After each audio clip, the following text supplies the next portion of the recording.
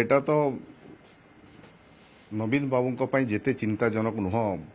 ଯିଏ 25 ବର୍ଷ ଧରିକି ଓଡ଼ିଶାର ମୁଖ୍ୟମନ୍ତ୍ରୀ ଥିଲେ ଓଡ଼ିଶା ସରକାର ବର୍ତ୍ତମାନର ଓଡ଼ିଶା ସରକାର ପାଇଁ ଏବଂ ସାଧାରଣ ଲୋକଙ୍କ ପାଇଁ ଚିନ୍ତାଜନକ ବିଷୟ।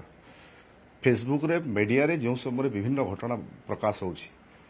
ଯେ କିଛି ଜାଗାରେ ବ୍ୟାପକ ମାତ୍ରାରେ ହିଂସା ହେଉଛି ଏବଂ ଅମାନବୀୟ ହିଂସାକାଣ୍ଡ ହେଉଛି ଅମାନବୀୟ ହିଂସାକାଣ୍ଡ ହେଉଛି ଏବଂ ତାକୁ ରୋକିବାରେ पुलिस भूमिका निभाऊँच डीजी समीक्षा करते मुख्यमंत्री समीक्षा करते सबू जगार पुलिस जगिबा संभव नुह एवं किसी अमानिया लोक कोरेक्स निशाग्रस्त लोक जो मैंने क्रिमिनाल लोक विभिन्न जगार घटना घटाऊँ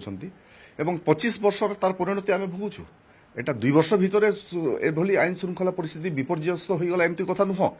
25 वर्ष धरिक ओडिशार पुलिस निष्क्रिय थिबा कारणरू एवं जो माने आंटी सोशियल लोक मानकू विगत दिन सरकार विजु जनता दल सरकार प्रोत्साहित देथिबा कारणरू आज से माने अधिक सक्रिय होइचंती जेहेतु तांकर सरकार नाही से माने विजु जनता दल चाहूची ओडिसा रे आईन श्रृंखला विपर्यस्त हो एवं आपण जदि देखिबे अधिकांश जगह से क्रिमिनल माने जो मानकू विजु जनता दल सुरक्षा देथिला आपण तो देखिचंती थाना पोड़ीबा घटना विजु जनता दल रे होइचे तांकर सरकार अंबाभना थाना को पोड़ाई देले तांकर दल लोक पोड़ाई देले आपण देखिचंती संतोष गंगवार केंद्र मंत्री आइथिले ओडिसा को विजु जनता दल लोके ठेंगा बाड़ी धरिक बीच रास्ता गोटे केन्द्रमंत्री को मारे आईन श्रृंखला विपर्यस्त ताठू अधिका कौन हो किंतु आमर सरकार जीरो टॉलरेंस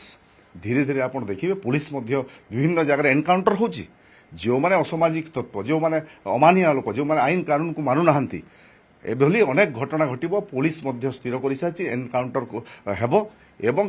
जेते गुंडा बदमाश अछंती ओडिसा रे आपण कम दिन भितर पूरा साबाड़ होइबे और मुह के खोलिबेनी आईन श्रृंखला परिस्थिति जहाँ विपर्यस्त अच्छी कम दिन भितर पूरा श्रृंखलित हिसाब से ओडिशा चलिए।